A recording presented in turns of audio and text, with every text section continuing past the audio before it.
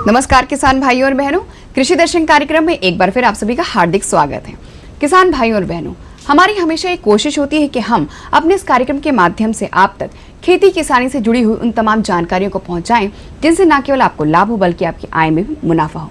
आज भी हम कुछ ऐसी ही जानकारी आप सभी के लिए लेके आए हैं। जी हाँ, आज हम बात करने जा रहे हैं पपीते की वैज्ञानिक विधि से खेती के बारे में कि किस प्रकार से जो है वैज्ञानिक विधि अपनाई जाए ताकि हमारे किसान भाइयों और बहनों को फायदा ज्यादा हो। और इस विषय पर चर्चा करने के लिए आज हमारे साथ स्टूडियो मौजूद हैं अमृत कुमार सिंह जी, जो कि शोध छात्र हैं इंटीग्रल विश्वविद्यालय लखनऊ में।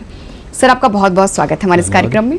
सर, जैसे कि आज हम चर्चा कर रहे हैं पपीते की वैज्ञानिक विधि से खेती के बारे में, तो सबसे पहले तो यही जानना चाहेंगे कि पपीता हमारे दैनिक जीवन में किस प्रकार से लाभप्रद है। जी बिल्कुल, यदि हम पपीते की बात करें तो हमारे दैनिक जीवन में इसका बहुत ही महत्वपूर्ण योगदान है। और यदि हमारे किसान भाई इसकी खेती करते हैं तो इससे कई गुना मुनाफा प्राप्त कर सकते हैं। और इसमें उपस्थित जैसे एंटीऑक्सीडेंट है जो कि हमारे शरीर के लिए बहुत ही लाभदायक है। तो सर, कौन कौन से विटामिन होते हैं उसके बारे में जानना चाहिए। जी बिल्कुल, इसमें जैसे विटामिन की अगर बात करें तो इसमें सबसे ज़्यादा मात्रा में विटामिन ए, बी और सी और ई, और इसमें पेंटाथोनिक अम्ल भी पाया जाता है और इसमें फाइबर भी पाया जाता है। तो ये सब मिलाकर एक अच्छा विटामिन का स्रोत है।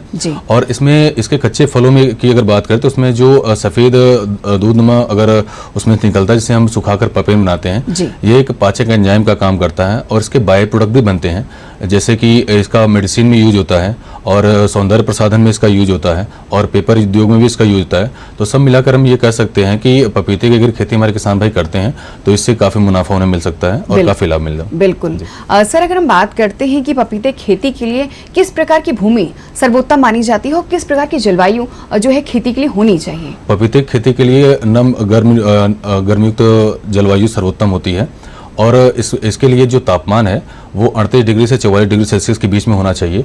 और भरसक कोशिश करें कि 5 डिग्री सेल्सियस से तापमान कम ना हो। यदि 5 डिग्री सेल्सियस तापमान कम हो रहा है तो इसमें हमारे किसान भाई सिंचाई करके उसको तापमान को मेंटेन कर सकते हैं। और उसके बाद सबसे बड़ा समस्या इसमें आता है जो कि लू और पाले के रूप में आता है। तो हमारे किसान भाई यदि इसकी खेती कर रहे हैं तो लू से बचाने के लिए फसल को खेत के उत्तर पश्चिम दिशा में हवा और उधक वृक्ष लगाएं, जिससे इससे बचा जा सकता है। और पाले की आशंका होने पर हमारे किसान भाई इसमें सिंचाई कर सकते हैं और रात्रि के अंतिम पहर में इसमें धुआं कर पाले से बचा सकते हैं। और इसकी भूमि की अगर बात करें हम तो इसमें हम इस बात का ध्यान रखें कि जिस भी भूमि का हम चुनाव कर रहे हैं तो सर्वप्रथम उसकी मृदा का जांच करा लें और उस भूमि में जो पोषक तत्व की मात्रा है वो प्रचुर मात्रा में हो और उसका जो पीएच मान है भूमि का वो 6 से 7 के बीच में हो और इस प्रकार की भूमि सर्वोत्तम मानी जाती है। बिल्कुल।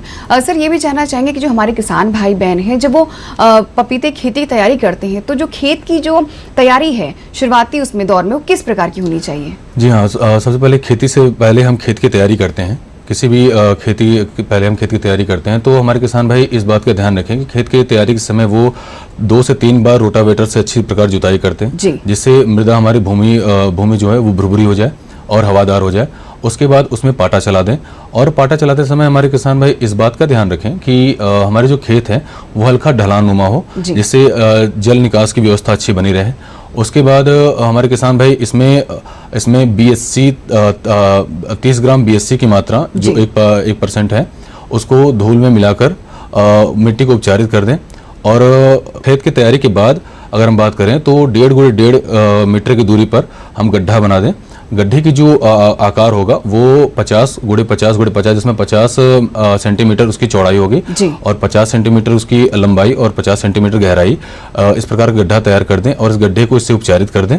उसके बाद हम पौधरोपण के लगभग 10 दिन पहले हम अपने भूमि में 20 किलोग्राम गोबरी खाद, 500 ग्राम सुपर फास्फेट और 250 ग्राम म्यूरेट ऑफ पोटाश को अच्छी प्रकार से मिलाकर गड्ढे को भर दें, जिस प्रकार से हम ये कह सकते हैं कि हम अपने खेत की तैयारी इस प्रकार करें तो ज़्यादा अच्छा होगा। बिल्कुल, मतलब ये वो शुरुआत में बातें हैं जो हमारे किसान भाई बहन उस पर ध्यान दें तो उनकी खेती अच्छी होगी। सर, ये तो बात हुई कि खेत की तैयारी कैसे करें। अगर हम नर्सरी प्रबंधन की बात करते हैं तो वो किस प्रकार से हमारे किसान भाई बहन करें। जी हाँ, बिल्कुल, ये बड़ा अच्छा प्रश्न है क्योंकि किसी भी फसल को लगाने से पूर्व उसमें कई प्रकार के नर्सरी का प्रबंध करते हैं हमारे किसान भाई। तो ऐसे ही पपीते में भी हम कई प्रकार से नर्सरी का प्रबंध कर सकते हैं। तो सबसे पहले एक हम विधि बताना चाहेंगे अपने किसान भाइयों को, जो कि हमारे किसान भाई बेसिकली यूज करते हैं अपने किसानी में। तो वो मैक्सिमम अपने खेत में ही नर्सरी की तैयारी करते हैं जी। तो अगर यदि हमारे किसान भाई नर्सरी अपने खेत में तैयार कर रहे हैं तो वो ऐसे स्थान का चुनाव करें जो कि छाया वाले स्थान पे हो और सतह से लगभग 10 से 15 सेंटीमीटर ऊंचा नर्सरी बनाए जी। और उस नर्सरी में कतार से कतार की जो दूरी है वो 10 सेंटीमीटर रखें और जो बीज से बीज की दूरी है वो 2 से 3 सेंटीमीटर दूरी रखें और जो बीज लगाने का जो तरीका है वो बीज के आकार से लगभग 1.5 से 2 गुना अंदर लगाएं बीज को जी। ये खेत में नर्सरी तैयार करने की विधि है। और दूसरी विधि इसमें आती है पॉलीथीन विधि जिसे हम बोलते हैं।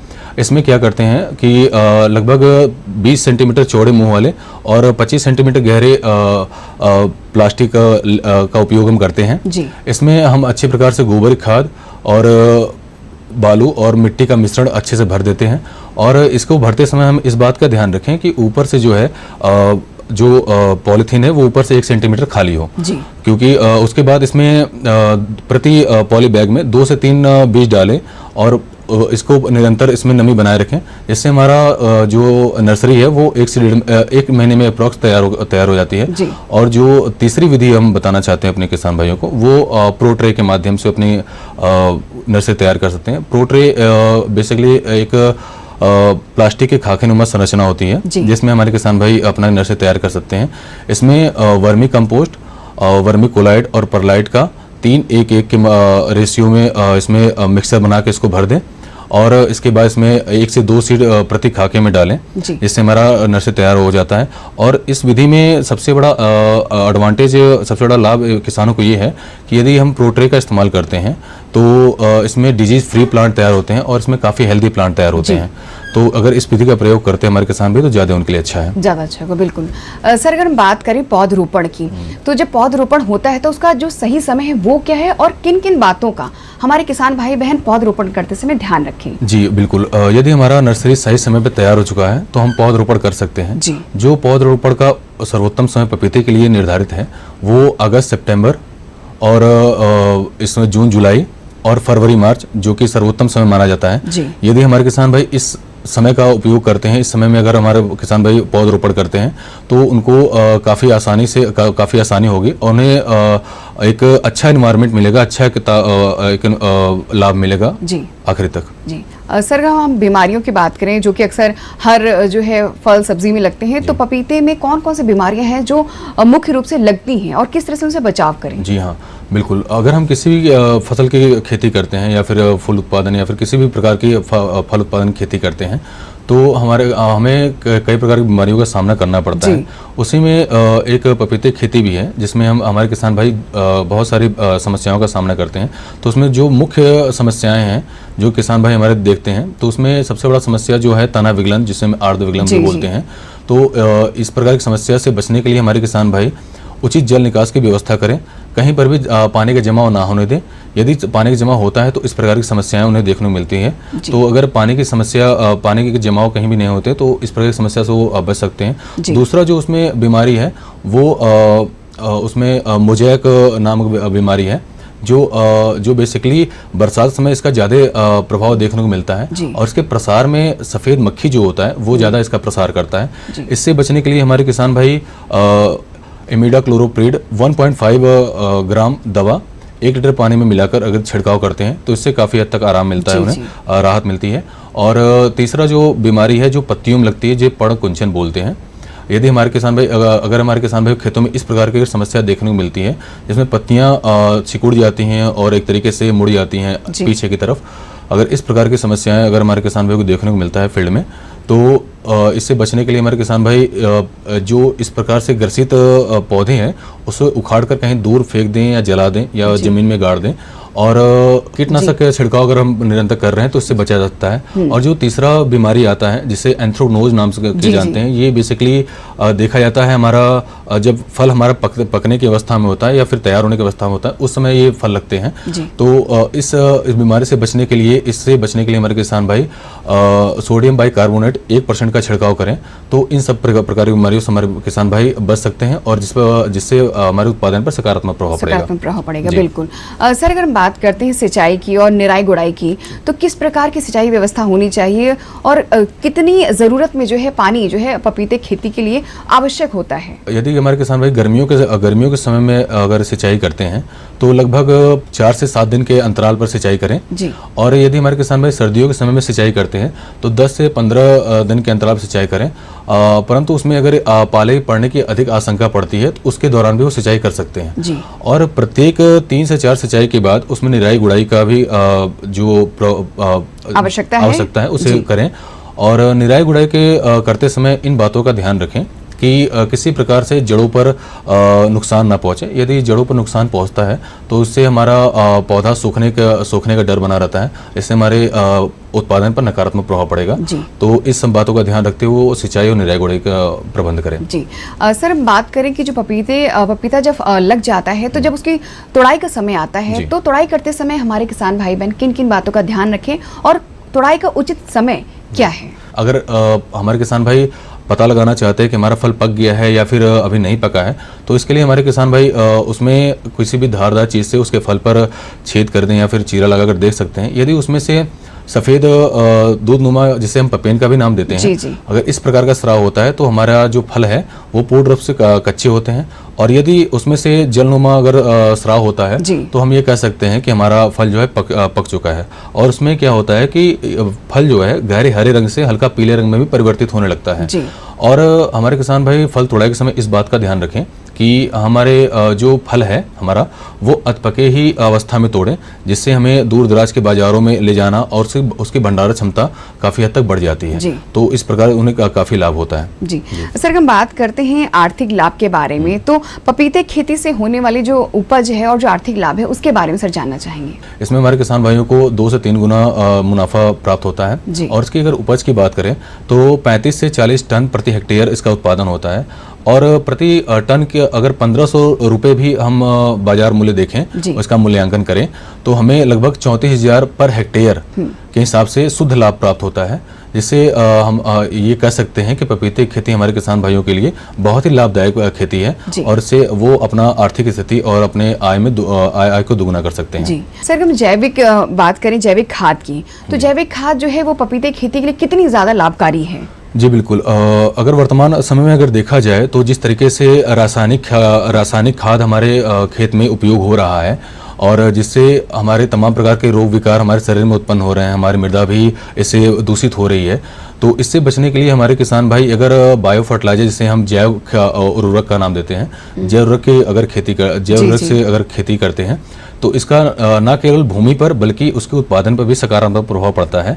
और यदि इस प्रकार से हमारे किसान भाई खेती करते हैं तो उसका बाजार मूल्य लगभग 2 से 3 गुना उन्हें प्राप्त होता है। और जो फल का जो आकार है और उसका रंग है वो काफ़ी शाइनिंग करता है और फसल के उसके पौधे के वृद्धि विकास में ये काफ़ी लाभदायक साबित होता है। तो हम कह सकते हैं कि यदि हमारे किसान भाई जैविक खेती अगर करते हैं तो बहुत ही लाभदायक है। ये लाभदायक है, बिल्कुल।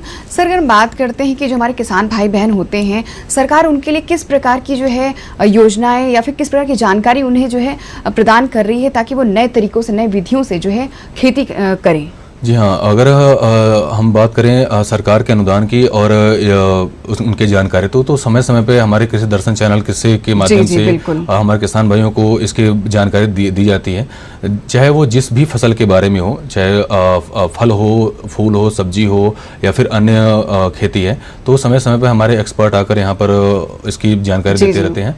तो और सरकार की बात करें तो समय समय पे हमारी सरकार अलग अलग योजनाओं के माध्यम से हमारे किसान भाइयों को लाभान्वित करते हैं। जी। और इसकी जो धनराशि है वो भी बिल्कुल। सर, आज आप यहाँ पर आए, हमें इस विषय पर इतनी महत्वपूर्ण जानकारी दी, इसका आपके लिए बहुत बहुत धन्यवाद। जी, बहुत बहुत धन्यवाद।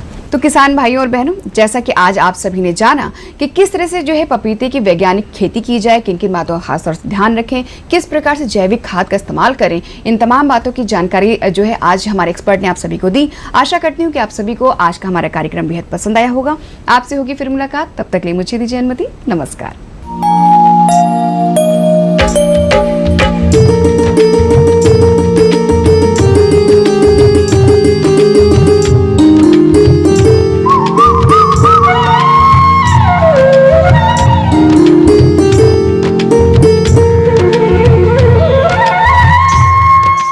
प्रस्तुत है मौसम समाचार। प्रदेश की राजधानी और आसपास के इलाकों में दिन का अधिकतम तापमान 36.6 डिग्री सेल्सियस और न्यूनतम तापमान 17.7 डिग्री सेल्सियस दर्ज किया गया। मौसम विभाग के मुताबिक 17 से 20 मार्च के बीच प्रदेश के कई हिस्सों में आंधी पानी और ओलावृष्टि हो सकती है। अगर मौसम विभाग की भविष्यवाणी सही साबित हुई तो आम की फसल को नुकसान हो सकता है। किसान भाइयों और बहनों, ये थे मौसम समाचार। अगले अंक में हम फिर हाजिर होंगे, तब तक के लिए अनुमति दीजिए। नमस्कार।